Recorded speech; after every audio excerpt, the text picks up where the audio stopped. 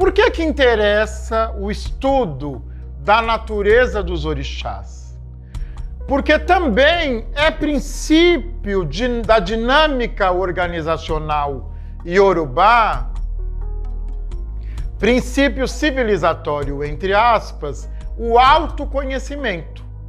É preciso entender que esses saberes filosóficos, esses conhecimentos, eles estão dentro de um sistema cultural de crenças.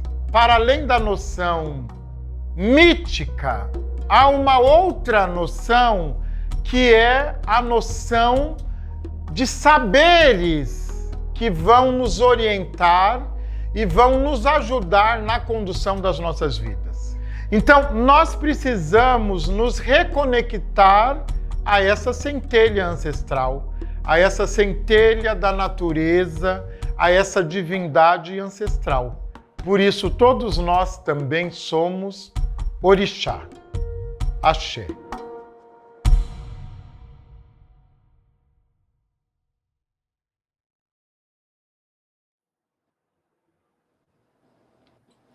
Muito boa noite, senhoras e senhores. Saravá, Axé, Mojubá. Estamos iniciando aqui nosso evento Ubuntu, que vai acontecer de hoje até sexta-feira, às 20 horas, com a presença de mestres extraordinários do saber ancestral, da vivência de terreiro, do conhecimento acadêmico, de pesquisa, que vai compartilhar conosco essas suas jornadas e nos aproximar desses saberes. Hoje, nós teremos aqui a presença do professor, doutor Pai Sidney de Xangô, que vai nos trazer orientações sobre o que significa o Búzios, o que quer dizer para nós esse oráculo, o jogo de Búzios, como popularmente é conhecido. E então eu chamo ele aqui na tela para a gente já iniciar, né? Muito boa noite, Pai Sidney. Sua bênção. Boa noite, Pai. Boa noite, Pai querido. Xangô abençoe a sua bênção. Axé, Ogum te abençoe. Pai, eu sei que o senhor está aí em função no terreiro, né? Está aí já há uns dias. Teve aí, dia 14, a Águas de Oxalá, tão esperada a Águas de Oxalá. A gente viu algumas fotos que o senhor compartilhou na sua rede social. Maravilhoso. Quantas pessoas, no fim das contas, Pai? Esse ano nós recebemos aqui 570 pessoas. Uau! Então foi bem longo, né? Foi bem puxado. E que bênção que é isso, né? Acho que para nós que é de axé, né, Pai, isso significa a fartura do axé, né, manifestada ali, né?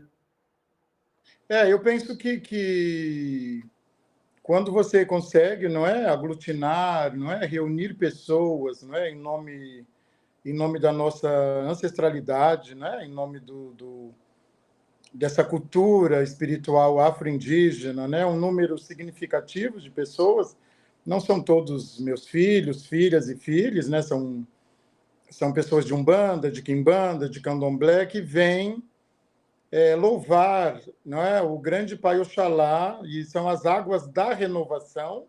As águas de Oxalá, elas têm um sentido muito importante para nós, porque Oxalá, miticamente, ficou preso 7 anos, injustamente, não é? E depois surge o Festival de Oxalá no Reino de Oió, que é quando o seu filho, Xangô, promove essa restauração da ordem e traz a justiça de volta para o seu reino. Porque, de verdade, quando Oxalá é preso injustamente, o reino de Oió, o reino de Xangô, já estava em desordem, já estava um caos.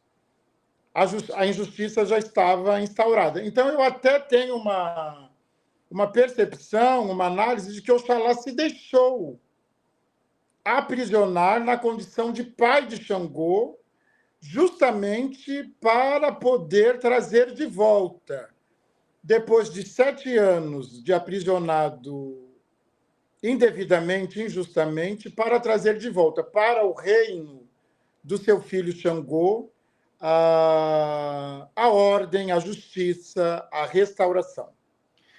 Pai, essa percepção dessa narrativa mítica, e no caso do senhor que é Xangô, parece ser bem profundo, né? Viver esse momento, né? Então, sendo o senhor Xangô fazendo essa relação com esse momento com Oxalá, tem um significado diferente, eu penso, do que um Oxóssi fazendo, como faz mesmo, enfim, ou não estou exagerando. Não, eu sou o filho, né? Quer dizer, eu sou Xangô, né? Justamente fazendo esse percurso mítico de restauração e trazendo isso para a casa de Xangô. Mas, de qualquer maneira, é muito interessante pensar que a abertura do calendário litúrgico do candomblé começa por este processo das águas de Oxalá, as águas da renovação. Então, a gente se renova, a gente promove a justiça, promove a restauração simbólica para justamente encarar, em certa medida, eu penso que é um verbo adequado, encarar os desafios do novo ano que está por vir. Pois bem, quando a gente fala do novo ano que está por vir, né, nessa perspectiva do ano litúrgico da casa, né, de Xangô, no caso do senhor da sua comunidade, a gente sabe que o senhor, por exemplo, que é o Babalorixá, consulta o Búzios, né, para também saber o que o Búzio conta, né, do que se espera para esse ano. Eu peço que o senhor, em qualquer instante, me corrija quando eu falar uma bobagem, né? E esse é o nosso tema. Mas antes, pai, olha, eu fui muito indelicado, a Júlia está já me chamando a atenção. Eu preciso dizer, para quem não o conhece, porventura, um pouco sobre a sua trajetória. Me dê licença, pai. Pois bem, Babalorixá, à frente da comunidade da compreensão e da restauração Ilê Axé Xangô, o CRIAS, escritor, mestre, doutor em Linguística e Semiótica pela Universidade de São Paulo, arte educador, digital influencer e palestrante, Sidney Nogueira é atualmente considerado uma das principais lideranças brasileiras nas temáticas étnico-raciais, da educação antirracista e da diversidade. É membro consultor da Unesco e na literatura se destaca pelos títulos Intolerância Religiosa, que foi finalista do Prêmio Jabuti em 2021, na categoria Ciências Humanas. E, recentemente, lançou Coisas do Povo do Santo, pelo selo de sua responsabilidade, Laroê.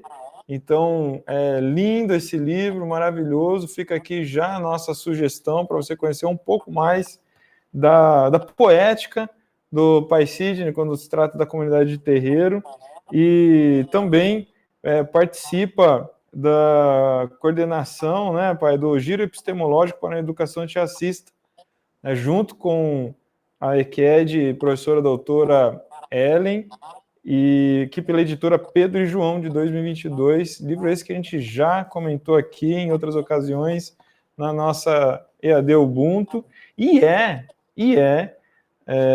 o responsável, o docente responsável pela disciplina Candomblé Queto e tudo que pode ser dito sobre isso aqui na nossa pós-graduação em Teologia, Cosmologia e Cultura Afro-Brasileira. Então, dito um pouco disso sobre o pai Sidney, agora eu lanço a pergunta que é o nosso motivo do nosso encontro de hoje, pai. Não sei se já dá para começar falando o que os búzios têm a nos dizer, né? Mas também entender o que significa esse oráculo para a comunidade de terreiro, né? Olha, para nós de terreiro, o jogo de búzios, não é? O oráculo. Eu gosto muito de retomar uma fala da nossa saudosa, grande Ialorixá, que agora está no reino dos ancestrais, Mãe Estela de Oxóssi. Ela diz que o jogo de búzios não é um oráculo adivinhatório, ele é um oráculo divinatório. Eu sou muito cauteloso com esse oráculo, quando as pessoas me procuram, eu sempre falo para elas, olha, porque nós vivemos, pai, o senhor sabe, na sociedade do controle. Então, a sociedade do controle, ela quer certezas, ela quer previsões, ela quer, inclusive, se esquivar de decisões que ela deve tomar. Então, as pessoas ainda estão um pouco viciadas numa ideia oracular de certezas, de previsões do futuro para poder controlar o futuro, não é? E eu não estou dizendo com isso que o jogo de búzios não as tem, ele tem essas previsões, mas não é o cerne do jogo de búzios, quer dizer, não é o centro do jogo de búzios, não é a adivinhação. Um primeiro ponto, não é, que nós precisamos destacar é que o jogo de búzios, ele é um portal. Então, tem um ponto central, que é o jogo de búzios, é um portal. Ele é composto de 16 cauris, que nós chamamos de búzios. São aquelas conchinhas, são conchas do mar, não é? Elas têm uma boca natural aberta, e 16 porque na cultura iorubá é chamado, inclusive, o jogo de búzios ele é chamado de Erindilogun. Erindilogun é o número 16. É isso que quer dizer. Erindilogun é 16. Por quê? Porque no jogo de búzios há 16 possibilidades de queda. Um búzio aberto, que é um búzio com a boca ou os olhos de Oromilá abertos, 2, 3, 4, 5, 6, até 16. E cada queda ela é chamada de Odu.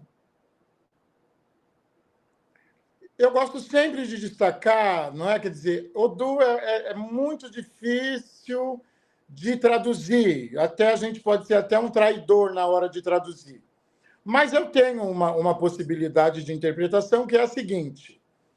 Nós temos Olorum, Olodumare, que é a força criadora. Olorum, Olodumare é a força criadora e ele tem outros nomes, porque os iorubás adoram nomes. Então, por exemplo? Uma força... É o mesmo que Olorum? É o mesmo que Olorum, pai? Olodumare é o mesmo que Olorum. Não, Olorum não é uma outra personalidade no panteão. É Olodumare, que ele tem vários nomes. Entendi. Entendeu? Olorum é Olodumare, é a mesma. Para nós ficou mais Olorum. O mais conhecido é Olorum. Uma vez eu vi o senhor, inclusive no curso oficial de Candomblé Queto, o senhor comentando sobre Olorum, Olodumare, e o senhor diz assim que não é exatamente essa ideia de Deus criador absoluto que na visão judaico-cristã é posta para essa personalidade de Deus. Acho que é isso que dificulta para a nossa doutrina cultural, né, que está posta aí como comum quando fala de uma força criadora, né? Eu queria aproveitar esse adendo para o senhor destrinchar isso, né? Eu sou linguista, não é? Você sabe, então eu sou muito cuidadoso com as traduções. Porque a língua, não é? Ela é colonizadora, né? Quer dizer, a língua ela coloniza.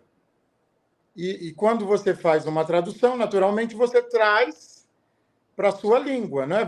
Automaticamente você traz para você, para os sentidos da sua cultura, não tem jeito.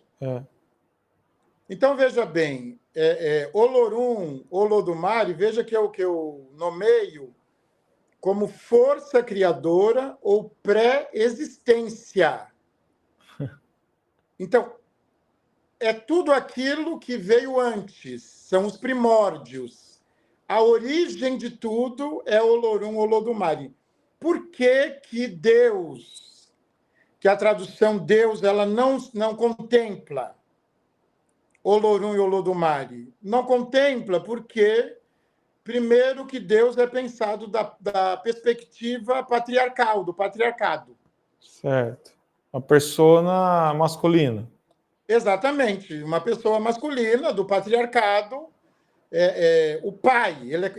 A Sim. tradução literal fala Deus, você não pensa em mãe, você pensa em pai. Entendeu? Sim. Ninguém me fala Deus, ai, a minha mãe. Não, você não pensa. E Olorum Olodumare, só para começar a conversa, ele não tem gênero. Tá. Porque o gênero, a invenção do gênero é posterior à força criadora ou à pré-existência. Sim. Então, nós temos Olorum Olodumare, que é a força criadora ou a pré-existência. Estou falando especificamente no recorte da cultura iorubá, que contempla o candomblé na Goquetu. Então, você tem Olorum Olodumare, que é a força criadora. Essa força projeta sobre o mundo a sua inteligência. Ela é uma força criadora, ela é uma pré-existência e ela possui inteligência. Ela projeta sobre o mundo a sua inteligência. A sua inteligência é Odu. Então, Odu é uma manifestação da inteligência da força criadora. E aí você tem uma tríade. Então, você tem Olorum Olodumare, força criadora, você tem Odu, manifestação da inteligência da força criadora, e depois essa inteligência da força criadora, que são os Odus, criam os orixás. Por isso que nós vemos orixá através dos Odus. Então, por exemplo, Caium Búzio Aberto é Ocanrã. O nome é Ocanrã. Ocarã, esse Odu, manifestação da inteligência de Olodumare, foi quem criou Exu. Mas deixa eu ver se eu consegui entender, pai. Ocarã não pode ser dito que então que Odu são divindades. Não são divindades. Odu não são divindades. Como que a gente... Eles até aparecem, às vezes, sem querer cometer uma heresia aqui, mas como que a gente objetifica? Não está cometendo, não. Acho que não se trata disso. Como que a gente personifica Odu, então? Se é uma energia, é um fluxo de pensamento de Olodumare? É possível a gente intencionar essa compreensão? Eu acho que eu gosto da ideia de força criativa. Então, é uma força criativa do Ori de Olodumare, porque Olodumare também tem Ori. Tudo que é vivo tem Sim. Ori, tem cabeça. Então, essa força criadora, esta pré-existência chamada Olorum, Olodumare, que é uma divindade, Uma imanência. Nós estamos no campo mítico. Tá. Então, no campo mítico, o que você tem? Você tem divindades ou deidades, como as pessoas queiram chamar, deidades, deuses e deusas e divindades. Você tem na mitologia isso que nós temos para organizar o mundo, para organizar a nossa vida, para a gente recorrer, para entender a dinâmica social, a dinâmica da vida, os desafios. E aí, em alguns mitos, os Odus aparecem como 16 filhos de Olodumare. Então, eu acredito que não há erro em também considerá-los divindades. Eles não são da categoria de orixá, porque eles não são iniciados, eles não não incorporam, né? Quer dizer, eles não se manifestam. Não há um ritual iniciático para Ocaram-Meji, para Egioco, para Oxê-Meji, né? Os 5 búzios abertos, que está muito vinculado a Oxum. Então, eles não têm essa dimensão iniciática e eles não se manifestam dessa forma. Eles se manifestam na nossa vida. Quando nós determinamos o Odu de uma pessoa, ou quando até um babalaô ele saca o Odu de uma pessoa, porque todos nós temos um Odu que rege a nossa vida. Quando um babalaô saca um Odu, ou quando nós identificamos um Odu no candomblé, esse Odu é justamente uma porção da inteligência, da força criadora que nós recebemos. Então, nós temos, veja bem, nós temos Exu, todos nós temos Exu, todos nós temos Bara. Né? Ba é o verbo esconder e Ará é corpo. Então, todos nós temos um Exu escondido dentro de nós, que nasce, inclusive, daquele mito que Exu Yangui, que é o primeiro, ele foi cortado em inúmeros pedaços, e aí todos nós recebemos uma porção de Exu. Porque, veja bem, essa cultura é uma cultura do coletivo. Então, não existe individualidade. Então, o Exu que me habita, lhe habita também. Então, eu tenho Bara, você também tem Bara. Às vezes, Bara enfraquece, precisa de ritual. Isso vai aparecer num determinado Odu. Aí tem que fazer ritual para fortalecer o Bara. Então, todos nós temos Bara, todos nós temos Odu, todos nós que eu digo, né? E mais efetivamente as pessoas que seguem a cultura. Né? Nós estamos num recorte cultural, é preciso entender isso. Nós estamos dentro de um recorte cultural. Por isso que, às vezes,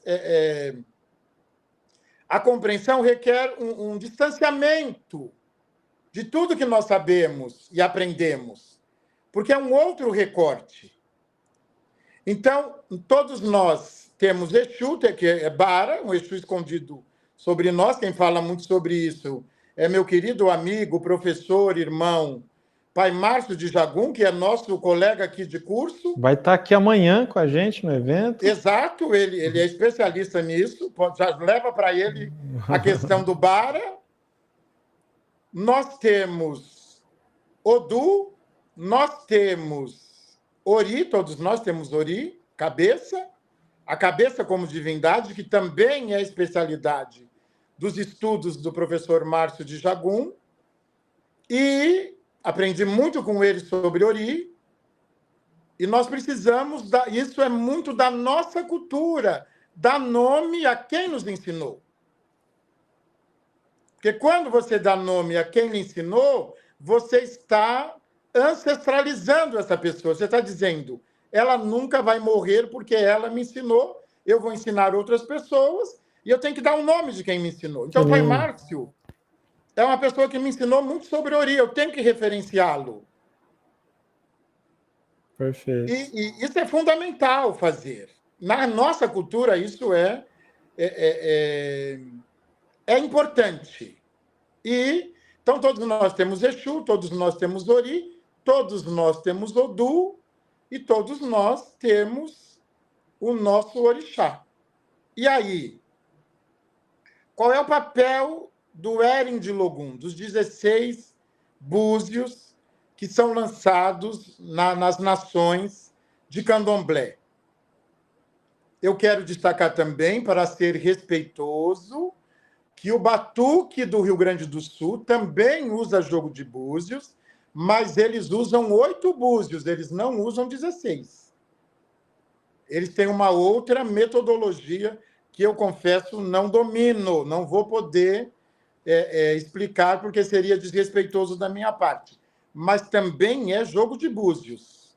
O senhor me conhece, pai, o senhor sabe, eu sou a baba do quiabo, eu sou o aglutinador, o senhor nunca vai me ver depondo contra a nossa religiosidade. Tá Nunca. certo. Axé.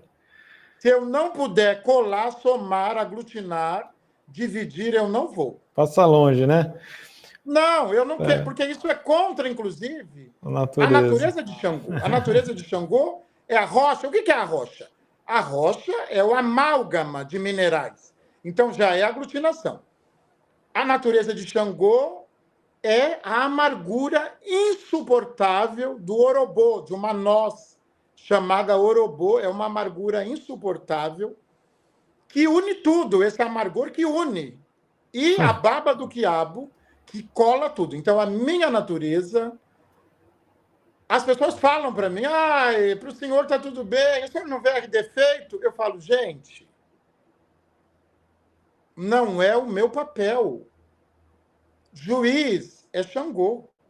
Mas, Eu sou sacerdote, eu sou babalorixá. pai, Portanto, é sempre uma delícia te ouvir, e vão ficar bravos que eu acabo aqui querendo me manifestar antes que o senhor avance, porque eu quero dar uma ênfase nisso que o senhor está fazendo. Aqui, o senhor trouxe mais uma pista sobre o culto de orixá que atravessa todos nós aqui que estamos te assistindo, né? A gente está com quase 800 pessoas nos assistindo ao vivo agora, e eu preciso estender os agradecimentos a essa audiência maravilhosa, a Marildes, Maria Cecília, Wellington, Dircileia, Marcelo Machado, meu irmão, também um filho de Xangô aqui nos acompanhando.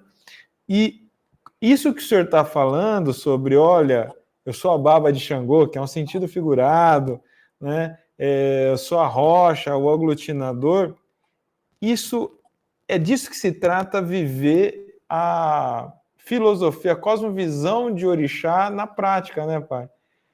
Viver no axé não é ir bater cabeça por orixá, é viver aqui, é como você se identifica e se posiciona no mundo.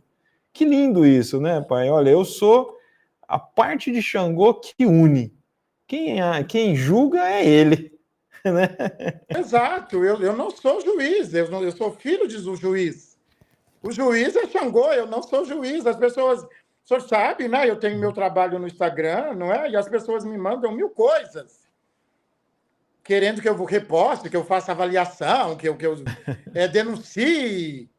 Eu falo, gente, eu mesmo que eu às vezes até tenho uma percepção em sintonia com o que a pessoa me trouxe, eu não posso ir contra a natureza de Xangô. É disso que se trata. Quando nós lançamos as conchas, pai, as conchinhas sagradas, e essas conchas dizem, olha, pai Rodrigo é Ogum. Para que serve isso? Para que serve esta informação? Para autoconhecimento, para você entender a sua jornada, para você deve estudar a mitologia de Ogum e imediatamente você vai se compreender. Você vai falar, porque nós somos assim, nós precisamos de explicações, nós precisamos, filosoficamente, nós precisamos de conforto, de um mínimo de conforto, até para não enlouquecer. É sério, nós precisamos, Sim. não é? Quer dizer, então há uma dimensão terapêutica na identificação de orixá. Porque aí você entende a sua jornada, a sua personalidade, os desafios que tem enfrentado desde que nasceu, o seu propósito de vida, que é Idi, que eu adoro, Idi, IDI em Yorubá é propósito. É importantíssimo o propósito. O propósito, eu ouvi de um babalaô, amigo meu, não é? Graças aos orixás, graças a Exu, eu tenho muitos amigos. Eu acho que eu só tenho amigos, porque eu sou uma pessoa que gosta de amigos. Eu gosto de fazer amigos. E um grande babalaô amigo meu, ele disse o seguinte: e de propósito é fundamental para a harmonia do mundo, porque se as pessoas, se todo mundo, cada um e cada uma, tivesse propósito e andasse de mãos dadas com o seu propósito, o mal não atuaria sobre as pessoas. Porque ele disse o seguinte: porque o mal viria e a pessoa olharia o mal, olha o mal e fala: opa, eu tenho propósito, então, mal, fica aí, que o mais importante que eu tenho para fazer é isso aqui. Essa é a minha jornada mítico-ancestral. É disso que se trata, viver a filosofia de terreiro, a filosofia de axé. Sabe, pai, o senhor é meu amigo, nós conversamos muito, eu tenho inquietações profundas, não é? Mas a maior das minhas inquietações é a negligência de pessoas de terreiro com os saberes ancestrais. Por isso que o seu trabalho é fundamental, por isso que o nosso trabalho é fundamental, porque nós... Olha, os judeus, eles sabem hebraico, aramaico, eles sabem o Alcorão de cor. Na fonte, né? Na língua fonte mesmo. A despeito do terreiro ter uma outra modalidade de educação e de transferência de saber, eu sinto que, às vezes, nós, estou falando, fazendo até o meia-culpa, eu estou falando nós, corpo de terreiro, negligenciamos isso. Então, eu descobri que eu seria mais feliz quando eu fosse capaz de atender à dimensão ancestral, mítico-ancestral, de Xangô e aceitá-la dentro de mim. Quando eu não lutasse contra, sabe? Quando eu não luto contra orixá que me habita, eu desfruto da potência de orixá em toda a sua extensão, em toda a sua manifestação. É óbvio que a gente não aprende isso lá no primeiro ano iniciático ou no primeiro contato, não é? Eu estou orgulhosamente com 55 anos de idade. É óbvio que a cada ano que foi passando, eu fui me tornando mais Xangô,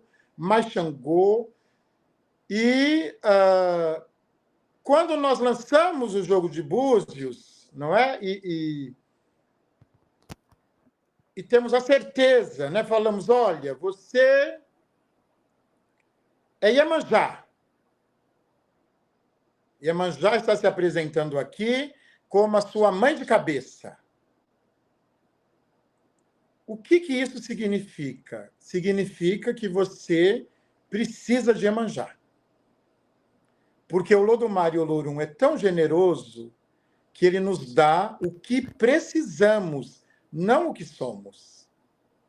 Então, se o jogo diz a uma pessoa, a um homem, a uma mulher, você é Iemanjá, é porque você precisa de Iemanjá. Quem é Iemanjá? Iemanjá é Yaori, é a senhora das cabeças. Iemanjá é aquela que impede a loucura nas nossas vidas. Iemanjá é a senhora da harmonia familiar. Iemanjá é uma grande mãe ancestral dos inúmeros filhos peixes. Iemanjá é nutridora. Ela nutre o mundo. Então, a pessoa de Iemanjá tem que conhecer as sutilezas que estão por trás disso que eu acabei de trazer e desfrutar disso.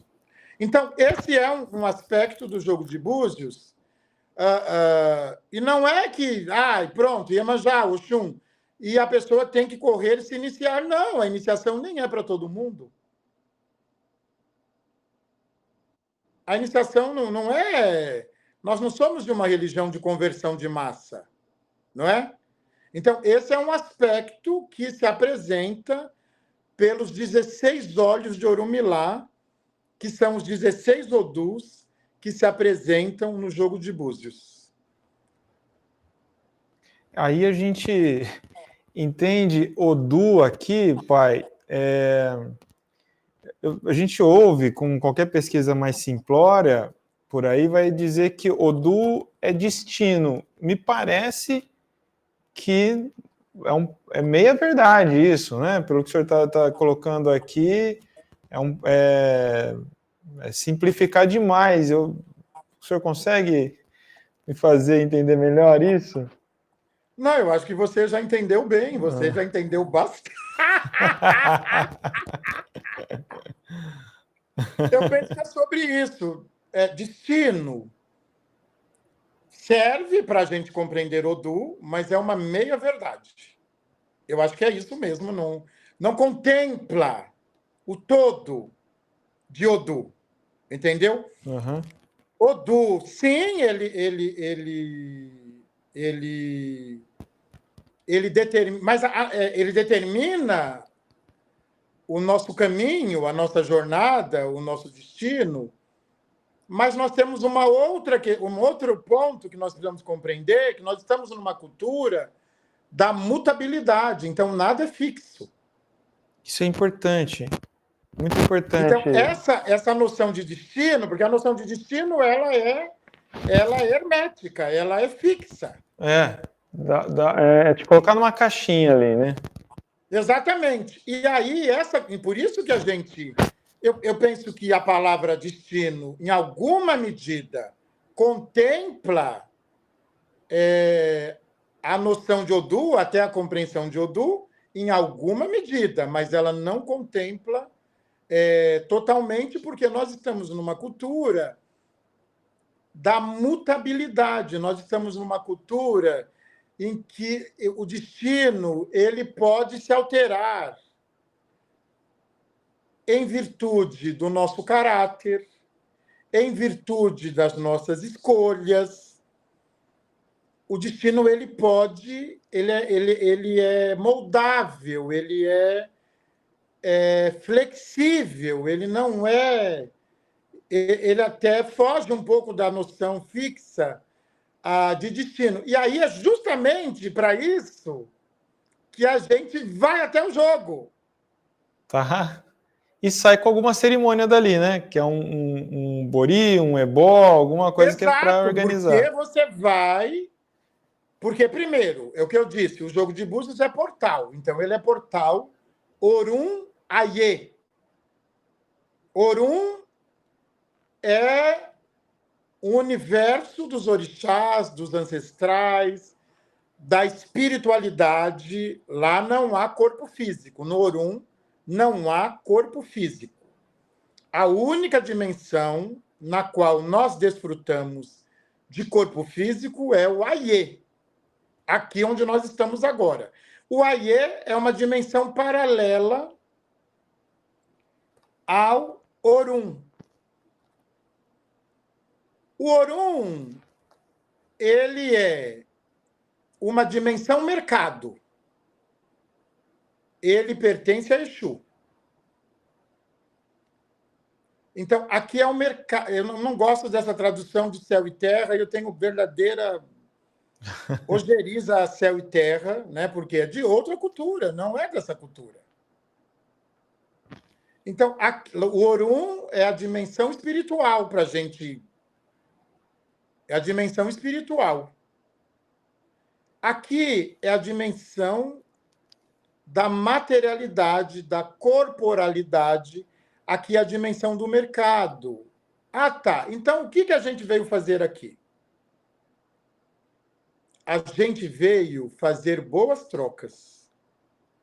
A gente veio ao mercado de Exu para cumprir o nosso propósito. Um propósito que deve contribuir para a manutenção da harmonia, da inteligência de Olodumare.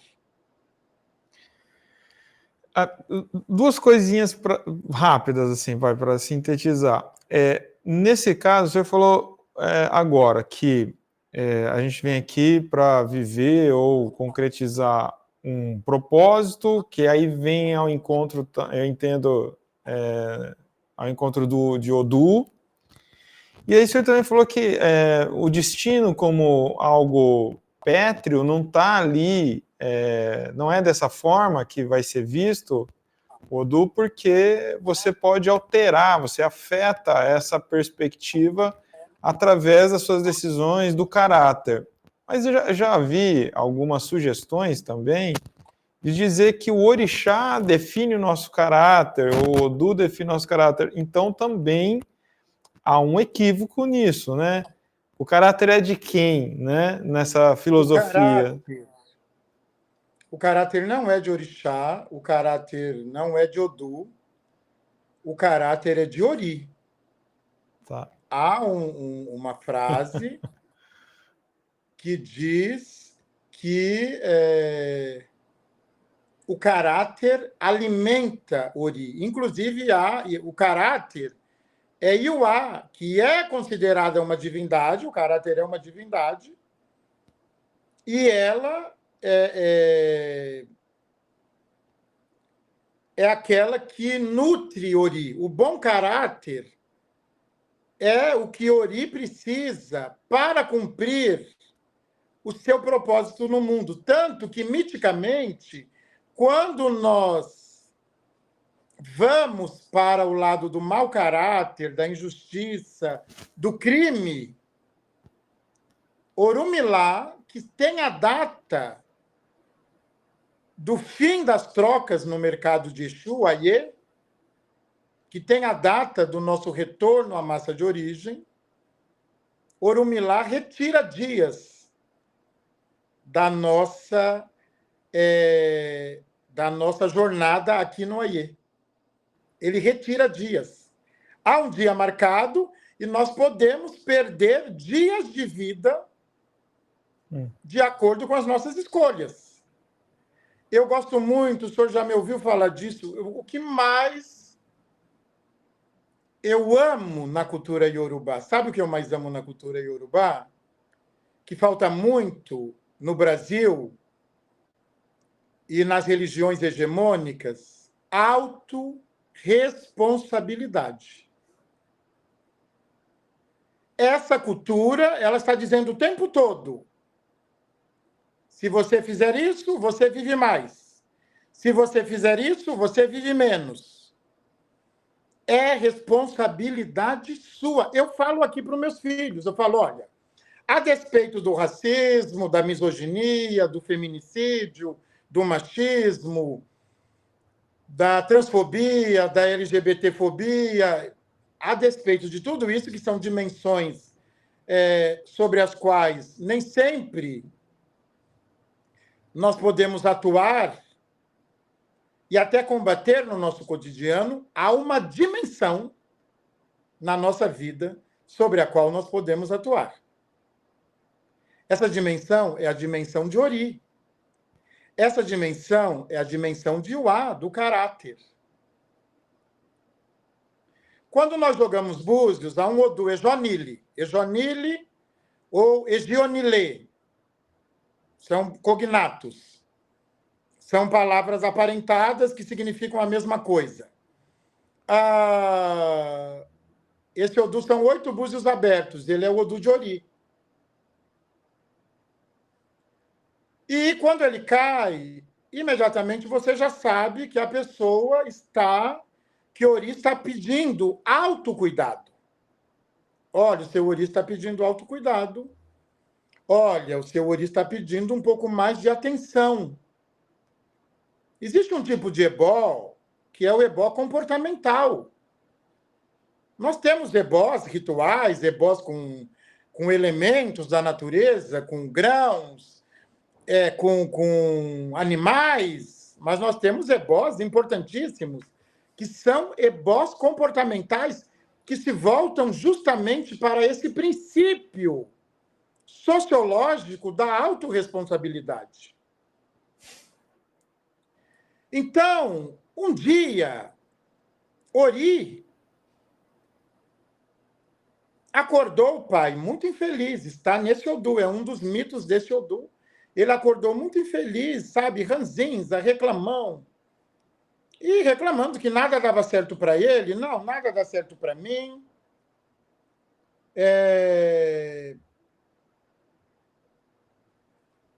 Uma pessoa, né, uma existência que tem seu Ori, chamado Akinjolé. Akinjolé é uma ideia de guerreiro, aquele que briga por tudo, tudo transforma em guerra. Então, Akinjolé, ele acorda muito insatisfeito, ele sai reclamando. Ai, nada dá certo para mim, ai, eu não tenho amor, ai, eu não tenho dinheiro, ai, eu não consigo mais. Akinjolé, reclamando. A gente conhece um monte de Akinjolé, né? Não, Akinjolé é o que mais tem no mundo. E ele reclamando, e aí ele encontra Orumilá. Orumilá, ele é o senhor, aquele que sabe de todas as voltas e rodeios do mundo. Ele sabe de cada canto do mundo, de cada história, de cada guerra. Ele sabe tudo. Ele é uma enciclopédia de tudo que acontece no mundo. E aqui eu tenho um parênteses a dizer, que as pessoas falam: Exu não aparece no jogo de Búzios Pombagira. Eu falo: é Orumilá, ele sabe de tudo. Tudo aparece no jogo de Búzios. Tudo aparece porque nós estamos com o oráculo da grande divindade que sabe tudo, de cada aresta, de cada fresta, de cada tropeção, de cada comportamento repetitivo. Orumilá sabe tudo. Então, tudo aparece no jogo de Búzios. Tudo. O jogo de Búzios, ele pode orientar sobre tudo que há na nossa vida. Inclusive sobre as outras religiões também, ele pode orientar. Não tem barreiras para Orumilá. Ele pode orientar uma pessoa evangélica, uma pessoa católica. Não tem barreiras, porque ele sabe tudo. Ele não sabe só sobre a cultura iorubá. Ele sabe sobre tudo que há no mundo.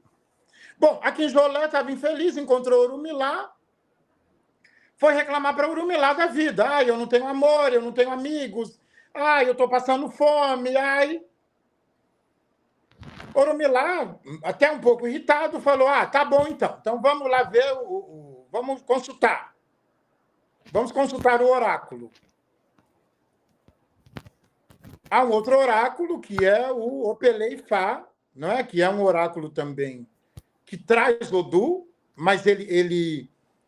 Porque o jogo de Búzios, nós trabalhamos apenas com o que nós chamamos de Babá Odu, são os pais dos Odus. E esse sistema oracular, ele é binário. Ele vai se combinando de 2 em 2 e ele vai gerando outros Odus. Então, o Babalaô, ele acessa 256 Odus, que nasce das combinações dos 16 entre si. Tanto que o Babalaô Iorubá, ele começa a estudar criança. De tanta coisa que ele tem que memorizar. Sim. Aí a Akinjolé foi consultar o Babalaô, o Orumilá. O Orumilá jogou e falou: olha, o seu Ori está infeliz com você. O seu Ori que está infeliz com você. E ele falou: nossa, mas o que está acontecendo? O Ori está falando uma coisa aqui para você, preste atenção. Abre aspas. Você me joga para lá e para cá e depois reclama de mim. Fecha aspas. De novo, nós caímos na dimensão da autorresponsabilidade, do autocuidado. Orumilá disse a Ori, a Akinjolé: você brinca com seu Ori. Você desrespeita o seu Ori. Você se relaciona com qualquer pessoa. Você coloca qualquer pessoa para dentro da sua casa. Você é amigo de todo mundo. Você fala demais. Você confia em todo mundo. você joga o seu ori para lá e para cá e depois reclama dele. Então, o seu ebó é o seguinte: cuide melhor do seu ori, da sua cabeça. Então, o jogo de búzios, ele vai trazendo esses mitos, esses sentidos metafóricos, e ele serve para isso, não é? Para a reorientação. Porque é normal, está tudo bem. Na coreografia da vida, nós vamos errar o passo. Está tudo bem, não é um problema, não. Na vida, nós vamos escorregar. Na vida, nós vamos nos deixar levar, às vezes, por pessoas que não necessariamente querem o nosso bem. É a vida, está tudo bem. E aí você precisa ir ao oráculo para ele reorientar a sua jornada.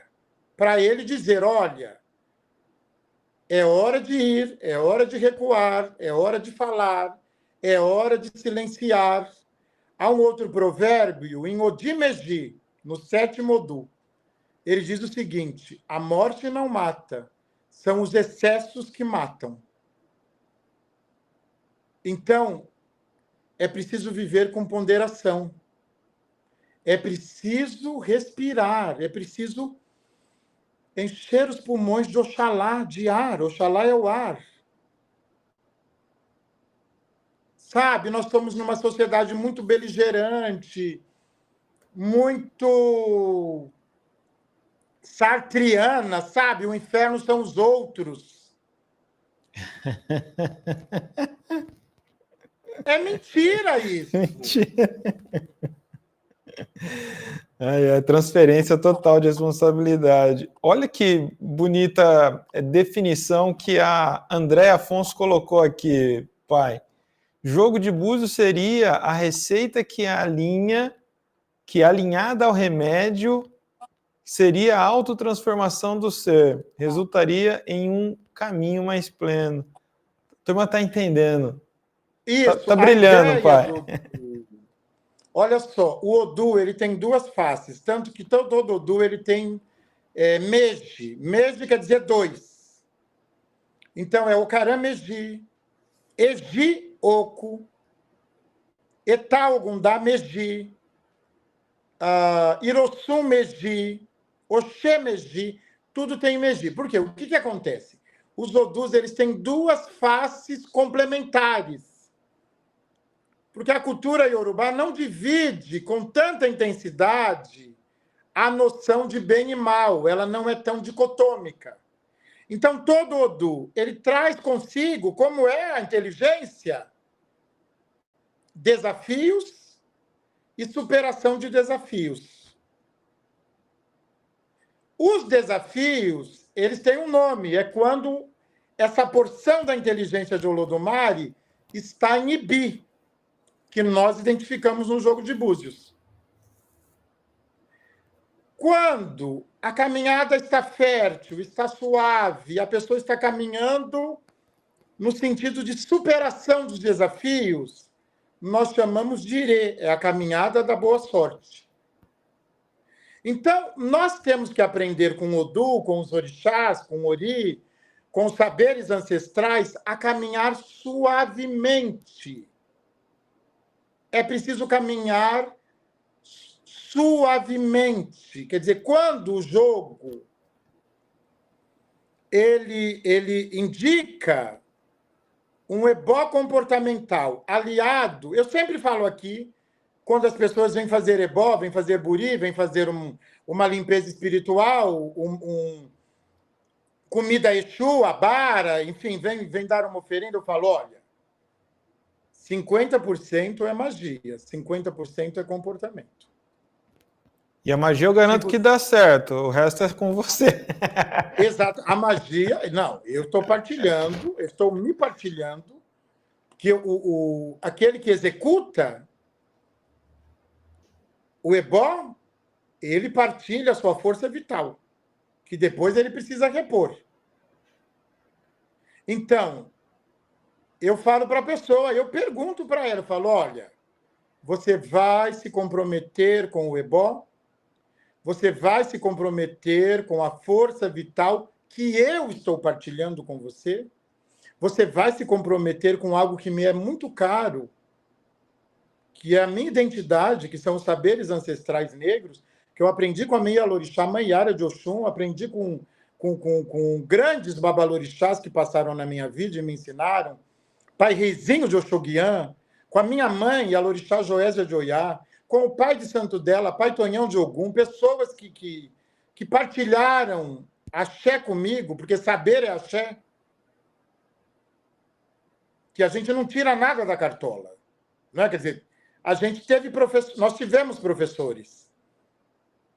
Então, 50% é ebó, 50% é partilha de força vital, 50% é comportamento. De nada adianta fazer um ebó para arrumar emprego e continuar dormindo até o meio-dia. De nada adianta fazer um ebó para arrumar emprego na nossa sociedade e não ter uma formação básica para a vaga desejada. Isso não há magia que possa romper. Quer dizer, tem até uma magia do mal, que é corrupção. Mas a magia verdadeira não é capaz de violar um princípio ético do caráter. Então, o jogo de búzios, ele vai...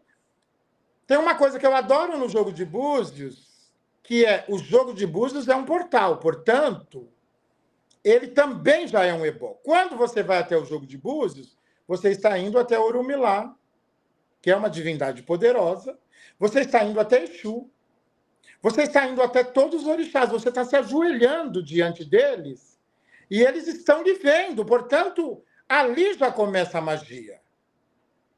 Às vezes nem precisa de grandes ebós, de grandes rituais, às vezes precisa, mas às vezes não precisa. Há pessoas que jogam comigo, na semana seguinte ela fala. Eu até recomendei um ebó na semana seguinte. Ai, pai, acho que eu não vou precisar mais, porque já resolveu. Eu falei, já resolveu, pronto. Porque o jogo de búzios já é um ebó. Então, nós estamos falando de saberes poderosos, nós estamos sabendo. Quer dizer, são milenares, né? Quer dizer, é uma cultura milenar, não começou ontem. Não é? Então, as pessoas, quando é que eu devo ir ao jogo de búzios? Quando o seu coração disser. É o seu coração que deve dizer. Você não deve ir sob coação, você não deve ir até o jogo de búzios com medo. Você vai encontrar os seus ancestrais, os seus antepassados. Você vai encontrar uma natureza viva. Você vai encontrar os elementos primordiais, fogo, água, terra e ar. Então, é o seu coração que deve lhe conduzir até o jogo de búzios. Não tem essa coisa, eu preciso de um jogo de búzios. Não.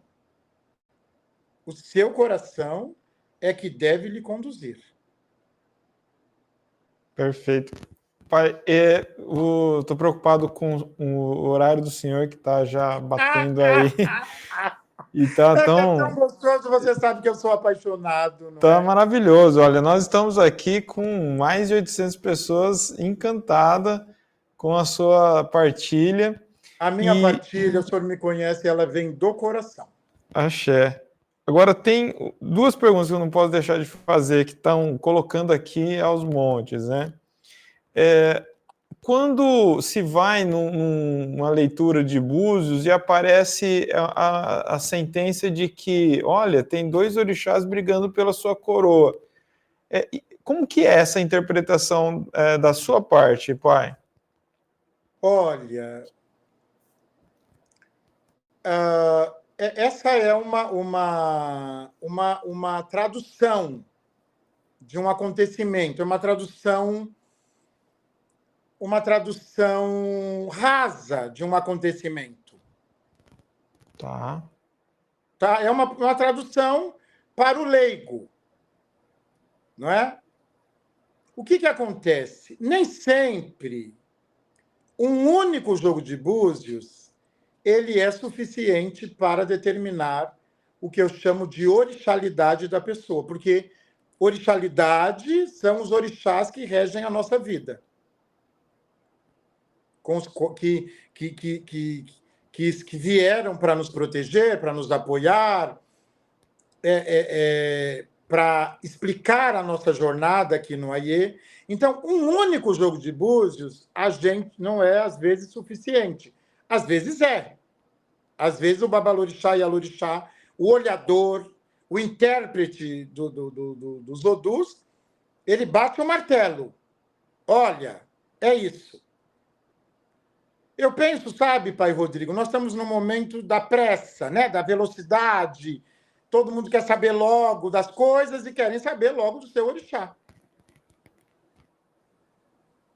Mas, de verdade, um único jogo de búzios nem sempre é suficiente para determinar a orixalidade. Eu, particularmente, quando eu vejo ali no jogo de búzios 2 orixás possíveis para aquela pessoa, e é disso que se trata, eu falo, olha, você vai precisar voltar para um novo jogo. O que isso significa? Por que isso se faz necessário? Porque, às vezes, Ori está muito adoecido, Ori está fraco, e Ori é a nosso orixá mais poderoso. E ele barra a identificação do orixá da pessoa. Interessante. Ou, às vezes, a pessoa está vivendo uma situação que ela precisa mais de um orixá que não é o dela. E ele se manifesta. Tá. Por exemplo, Oxum atua sobre problemas uterinos, atua sobre miomas, atua sobre questões do amor. Organicamente, ela atua sobre hemorragia, atua na cura, não é na produção da doença. Ela atua na cura dessas questões. E aí a mulher vem e ela está com esses problemas. Oxum se revela no jogo. O que Oxum está dizendo? Você precisa de mim. Mas não necessariamente quer dizer que aquela mulher é de Oxum. A capacidade fina, então, de interpretação, de orientação, de fato, é o olhador ali, né? É a pessoa que está fazendo esse jogo para poder não trazer orientações, como o senhor disse, simplórias demais, rasa demais, e pode gerar conflitos, confusão, e virou quase essa coisa de orixás brigando pela coroa, pela ori, virou uma moda até, parece, né? E aí surge todo tipo de trabalho para a solução, né, da guerra, né? O orixá não briga, porque isso... Há uma coisa na cultura iorubá, pelo menos na questão Naguketu, a cultura iorubá ela é bastante hermética também. A despeito de aceitar a mutabilidade, algumas coisas estão bem ajustadinhas. Então, como eu disse, nós recebemos o orixá que precisamos. O olhador, ele precisa ser capaz de ver o orixá que é da pessoa. Então, é isso, é uma ciência, é uma tecnologia avançada, requer muito estudo, muito treino, muita autoconfiança na sua conexão com o oráculo. Às vezes, uma leitura apressada pode mais prejudicar do que ajudar. Então, eu sou muito franco, eu falo, olha, às vezes a pessoa não volta, porque ela está com muita pressa, ela me interpreta como um mau olhador. Ah, ele não foi capaz de identificar o meu orixá. Ela não volta. Às vezes, ela já adotou um orixá antes mesmo do jogo, por devoção. E como que é isso daí? Esse banho de água fria, já aconteceu? Chegar alguém aí? Não, tem certeza que eu sou de Iemanjá. Pois é, minha querida, mas está aparecendo amanhã aqui. Ela levantou, eu tive uma pessoa que levantou da mesa, que eu falei, não, você não tem ação, você é Obaluayê. Tá. Caramba. Ela levantou da mesa e foi embora. Porque as pessoas acham que é a gente que escolhe o orixá. Tá. É Entendeu? isso. Não é assim, não é desse jeito. É. E não se dá orixá de olho, parem com isso, por favor, isso é desrespeitoso. Não se dá orixá de olho, não se dá orixá de intuição, não se dá orixá pelo porte físico, não se dá orixá pelas características físicas. Você dá orixá olhando nas conchinhas. As Você vê conchinhas orixá nas têm a ver com o signo também ou não, pai? Não, as conchinhas são os búzios, é o que eu estou chamando de Não, conchinhas. eu sei, mas dá para ver o orixá também associando com o signo da Não, pessoa? palhaçada, pare de palhaçada. Não dá para ver orixá pela data de nascimento, não dá para ver orixá pelo signo, não dá para ver orixá no copo de cerveja, não dá para ver orixá no copo de água, Ai, ai. pelo menos no recorte, com todo respeito, no recorte do candomblé queto, no recorte não dá. Talvez haja outras, eu sei que há outras possibilidades, eu respeito, não estou falando sobre isso. Mas eu sou babalorixá, então eu encontro amigos e tal, pessoas que não são de candomblé, elas sabem que eu sou babalorixá, elas perguntam, qual é meu orixá? O senhor está vendo? Eu falei, não, eu não estou vendo, eu não estou vendo nada. Porque não sou eu que vejo. Quem vê é o oráculo vê e me mostra. E eu aceito o que ele está me mostrando. Então, eu não vou, porque senão, para que a gente precisa do oráculo se a gente vê, tem búzios nos olhos? Eu não preciso do oráculo, então. Isso é muito desrespeitoso. Quem quiser saber seu orixá, há um dito de Babalaô, de Orumilá, que diz: venha ao jogo de búzios de olhos fechados e coração aberto. Linda. E para obter a boa resposta, faça a pergunta certa. Porque Eu entendi isso na prática, pai. Pergunta errada gera resposta errada. E esse é o segredo do avanço na humanidade, né? O mundo ele é desenvolvido por perguntas, né? Faça boas perguntas, né? Ao longo das suas inquietações na sua jornada, no desenvolvimento humano, e as respostas que vai te trazer os avanços ou não, né? Ou a prisão, ou... Veja que conteúdo terapêutico, que conteúdo organizador, que conteúdo de cura. Venha para se curar, eu falo para as pessoas, olha, venha para se curar, mas venha sem pressa, porque anos de adoecimento, assim como na terapia, ninguém se resolve em um dia, em uma sessão terapêutica. Portanto, também, ninguém vai resolver tudo com um único jogo de búzios e um único ebó. Você precisa respirar. Suru. Suru é uma virtude iorubá, paciência. Você precisa de paciência. Você precisa caminhar com suavidade. Nós vivemos na sociedade da pressa, da velocidade, de tudo para ontem. Isso não é bom, isso não é bom. Eu quero agradecer mais uma vez imensamente, pai, pela sua generosidade de estar aqui com a gente e reforçar que o jogo de búzios, o oráculo, é uma tecnologia tão antiga, né, dos nossos ancestrais, que é anterior à escrita, né? É anterior, por exemplo, ao sistema matemático ocidental.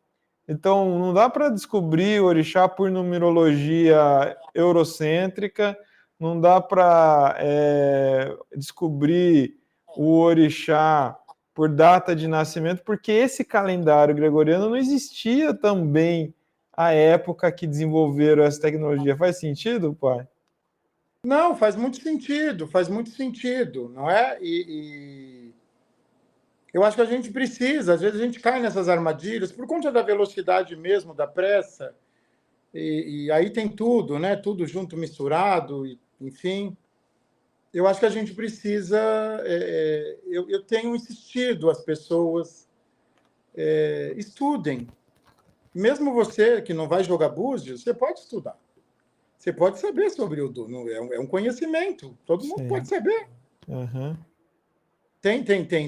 Todo mundo pode ouvir sobre o Udu, todo mundo pode estudar, todo mundo pode conhecer, não é? Tem literatura, tem pouca coisa escrita, porque é justamente de tempos imemoriais em que a escrita, não havia essa escrita, né, moderna como nós a conhecemos, ela não existia. Mas eu gosto até de que a pessoa estude antes de vir para o jogo de búzios, que ela já saiba o que está acontecendo ali. Eu gosto de mostrar para ela, falar, ó, tá vendo aqui, ó, isso aqui que eu estou lendo essas conchinhas aqui. Isso aqui que eu estou lendo, isso aqui é isso aqui diz isso aqui. Eu não sei o que eu estou dizendo, eu sempre falo para as pessoas, eu não lhe conheço, como é que eu vou saber o que eu estou te dizendo? Eu começo a conhecer quando você traz questões da sua vida, e pronto, aí eu acesso. Mas tem uma coisa que eu não sou, não conte comigo para isso, nem procura meu jogo, porque eu não sou vidente, eu sou um estudioso, eu sou um tecnólogo de Orumilá, eu sou um intérprete. Não vem atrás de mim querendo que... Às vezes tem gente que quer testar, sabe, pai? Tipo de gente leviana. Sei. Que ela quer um espetáculo circense. Não, se você quer um espetáculo circense, vai no circo. Sim. Aqui é uma cultura, aqui é uma tecnologia ancestral, aqui é estudo, aqui é ciência, aqui é filosofia. Aqui não é espetáculo. E é uma matemática complexa, né? De probabilidades, é muito estudo mesmo. Exato. Matemática pura, pura matemática. É o sistema binário matemático. É um algoritmo que está ali combinando narrativas míticas com a vida, com desafios, com superação de desafios. Você tem aqui um algoritmo combinando inúmeras coisas da vida. Pai, há quanto tempo o senhor pratica o jogo de búzios? Joga? O senhor é olhador, vamos dizer assim. Olha, no Candomblé na Goqueto, nós recebemos o jogo de búzios depois de 7 anos de iniciado. Na casa da minha Yalorixá, Xangô é sempre número par. Então, você recebe com 6 anos. Então, eu me iniciei com 16 anos, com 22, eu recebi o jogo de búzios. Mas como eu sempre fui muito abusado, atrevido, antes de receber, eu já jogava com 20, porque eu tenho minha mãe Yalorixá. Então, teve uma certa protecionismo, não é? Então, eu estou com 55 anos, 20, 30, 40, 50. Eu jogo búzios há 35 anos. Claro, o jogo de búzios que eu jogo desde os 20, eu estou com 55, eu jogo há 35 anos. Claro que o jogo que eu jogo hoje não é o jogo que eu jogava com 20 anos. Não é. Por quê, pai? Eu amadureci, né? Eu sou outra pessoa. É como o senhor interpreta que se modifica, é isso? Eu estou mais preparado para Orumilá. Com 20 anos eu não estava preparado para ele. Eu era um menino. Interessante. O aprendizado continua? O aprendizado técnico ainda continua ou... O tempo todo você tem que estudar, você tem que rever outros mitos, você tem que decorar provérbios. É isso, quer dizer, então tem uma questão que é da maturidade. A maturidade, eu sei coisas da vida hoje que eu não sabia com 20 anos. Se eu não sabia, eu não vou ver. Porque você lê com o que sabe.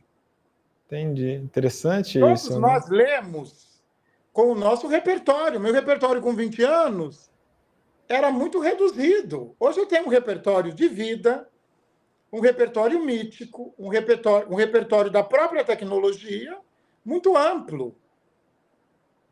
Então, o jogo de hoje é infinitamente melhor do que o jogo de 20 anos atrás. Não é? Quer dizer, é um jogo maduro. é um jogo com conhecimentos mais apurados. E eu falo isso não é porque eu estou querendo me hipervalorizar, não, é porque eu estou dizendo, olha, aquele jogo foi válido, mas era um jogo que estava reduzido à minha idade, ao meu momento, ao que eu sabia. Interessante. Hoje o meu Então, jogo daqui 10 anos, ainda será outro, então, já que é assim. muito melhor, Né? certamente. Né? Pai, Certamente. O jogo da minha mãe tem 76 anos de idade. O jogo dela, certamente, é muito mais refinado que o meu. E aí, nesse universo também, aí a gente está falando de uma perspectiva de uma mulher, a vida de uma mulher, né, os saberes de uma Exato, mulher. É exato. interessante Tem saberes isso. que eu não tenho. Exatamente. É isso mesmo, é isso mesmo. Você sabe, pai, eu sou muito franco, as pessoas de mim sempre terão a verdade. Perfeito. Então, eu sou uma pessoa muito franca. Eu estou aprendendo ainda, eu estou no gerúndio. Ah, que ótimo. Eu estou em formação, eu não estou pronto. Deixa eu... Porque quem pensa que está pronto, morre. Eu não estou pronto, não. É isso. Olha, então, senhoras e senhores, aqui para reforçar para vocês que esse foi o nosso primeiro dia desse nosso evento Ubuntu, que vai até sexta-feira, todos os dias aqui, às 20 horas. Amanhã eu estarei com o pai, professor, doutor Márcio de Jagum, para falar sobre os candomblés, a diferença entre as 3 principais nações de candomblé aqui que nós temos no Brasil. E também teremos uma presença surpresa, que eu vou deixar para anunciar lá, junto com o pai Márcio de Jagum, e vai ser muito especial esse papo também. E é um papo, né? Acima de tudo, a gente quer tentar deixar esse clima aqui de papo. Eu tento não interromper o máximo possível, mas às vezes eu preciso fazer uma intervenção aqui. Vocês têm que me entender aqui, o meu lugar de host nesse papo aqui com esses grandes mestres. Mas olha, isso é um pouquinho só, bem pouquinho, do que você encontra do pai Sidney dentro da Teologia, Cosmologia e Cultura Afro-Brasileira, que amanhã, somente amanhã, nós vamos abrir as matrículas para a turma 4, com um monte de benefícios especiais para quem estiver aqui no nosso evento. Então, você que está devidamente inscrito no evento, já fazendo parte do nosso grupo do WhatsApp, recebendo nossos e-mails, você vai receber amanhã mais essas orientações, e aqui, ao vivo, é que nós vamos abrir as matrículas, tá bem? Pai, eu quero deixar o senhor à vontade com as últimas palavras e também estender o convite para a turma continuar aqui com o nosso evento e assistir amanhã e participar também da nossa Teologia, Cosmologia e Cultura Afro-Brasileira. Como que foi a experiência para o senhor nesse processo de produção desse conteúdo de Candomblé Queto, pai? Olha, pai, eu sou professor, né? Então eu adoro. Eu estou sempre na sala de aula, então foi uma alegria imensa receber o seu convite, não é? E eu acredito no projeto, eu acredito mesmo no projeto, eu acredito na educação. E com os meus colegas, né? Quer dizer, de um alto nível, né? De conhecimento nas diferentes especialidades. E eu quero dizer o seguinte, eu tenho pensado muito sobre isso, acho que é menos sobre religião e mais sobre cura, sobre viver com alegria, com abundância, com felicidade, não é? O marido da minha mãe de santo, pai Ailton de Oxóssi, que ele era um abajigã, que é um ogã da nação Jeje, ele dizia, olha, conhecimento não ocupa espaço. Conhecimento produz espaço. Uau. É mesmo. Então, você não perde nada vindo, você só ganha. Conhecimento não ocupa espaço, conhecimento produz espaço. Nós precisamos de mais espaço. Então, venham para este projeto, para esse curso, venham para a Umbanda EAD e vocês vão, junto conosco, Produzir espaço. Eu quero dizer que nada do que eu disse aqui é verdade absoluta, é dogma, é possibilidade única de conhecimento, mas é um conhecimento capaz de abrir novos espaços para todos, todas e todes. E eu estou muito feliz por isso. Axé. Axé. Gratidão, Pai. Excelente noite para o senhor que ainda vai aí, noite adentro, com função no terreiro. Mais uma vez, imensamente grato pela sua priorização de estar aqui, conseguiu encaixar. Eu sei que tem sido uma entrega muito grande e que as bênçãos recaem sempre na sua vida, de todos os orixás, de Pai Xangô principalmente. E hoje, aqui a gente está maravilhado e presenteado com a sua sabedoria, pela boca da qual sai a voz dos seus ancestrais, que nos presenteia com esses saberes. E eu tenho que dizer, antes da gente sair do ar, que eu adoro a sua gargalhada exusíaca. Ela é maravilhosa. Fala aí, turma, não é? Axé, Pai, gratidão. Axé, axé. Boa noite, turma. Valeu. Até amanhã, 20 horas aqui de novo com o Pai Márcio de Jagum. Tchau, tchau.